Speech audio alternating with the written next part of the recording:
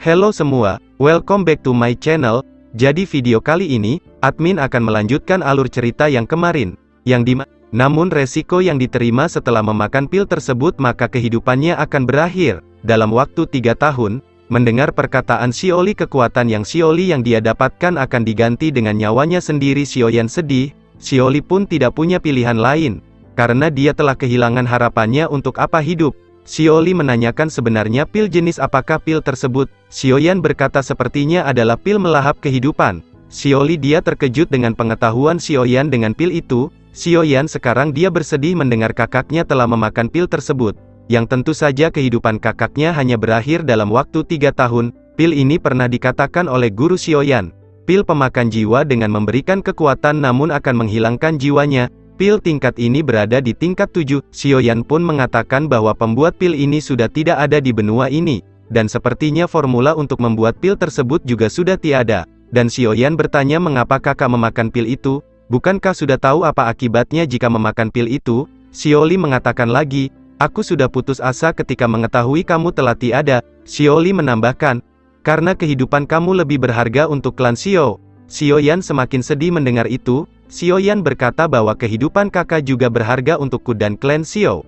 Kemudian setelah itu, Xiaoli pun langsung memberikan pil itu kepada Xiaoyan. Xiaoyan pun langsung mengambil pil tersebut, dan Xiaoyan yang melihat pil tersebut ternyata di dalamnya ada sebuah segel. Xiaoyan melihat pil itu berwarna merah gelap. Xiaoyan mengatakan apakah kakaknya mendapatkan benda lain di saat mendapatkannya.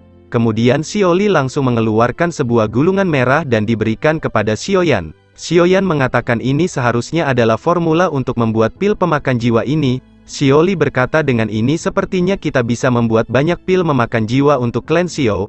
Sepertinya klan Xiao akan menang melawan Mystic Cloud, jika kita memiliki pil ini. Namun sayang, Xiaoyan mengatakan tentu saja aku belum mampu membuat pil ini, ditambah lagi pil ini berisiko. Jangankan membuat pil secara banyak, membuat satu pil saja mungkin guntur akan menyambarku, bahkan mungkin sebelum aku menyempurnakannya, aku bisa saja mati tersambar petir. Ditambah lagi pasti akan terjadi ledakan yang sangat mengerikan ketika memurnikannya. Itu akan memicu para orang-orang kuat datang ke tempat kita, yang sudah kita ketahui saat guru Xiaoyan saja yang memurnikan pil tingkat 6 saja. Ledakannya sangat luar biasa terjadi, dan bayangkan jika Xiaoyan yang membuat pil tingkat 7.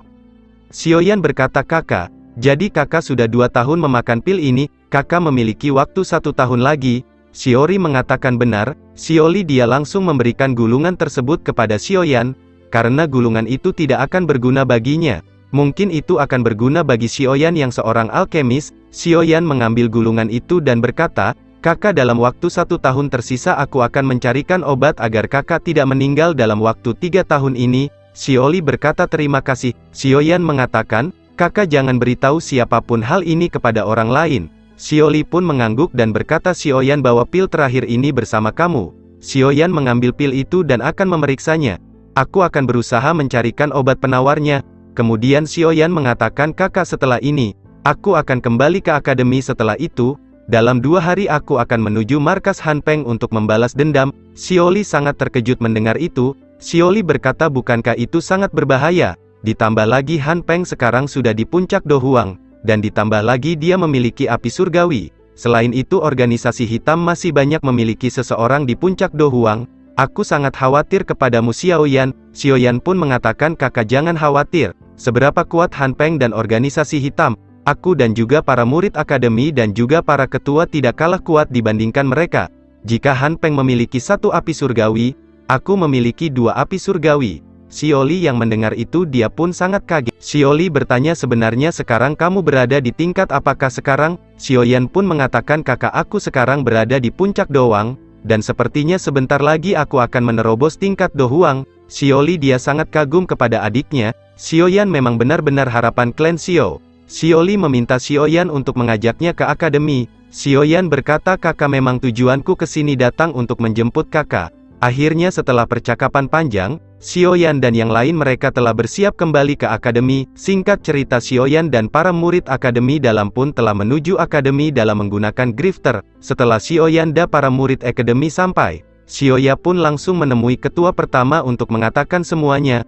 Ketua pertama pun mengatakan Xiaoyan akhirnya kamu telah kembali, mengapa kamu begitu lama? Xiaoyan meminta maaf, Setelah Xiaoyan menceritakan semuanya yang telah terjadi di Black Corner, bahwa dia telah mengalahkan Pan Lao, ketua pertama pun dia sangat senang Xiaoyan, yang berhasil mengalahkan Pan Lao.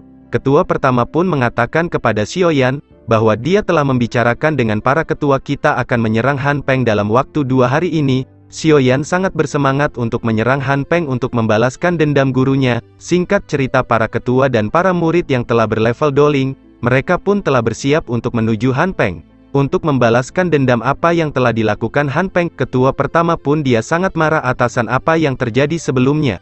Han Peng menyerang Akademi Dalam. Sekarang Xiaoyan dan para ketua akan menyerang markas dari Han Peng.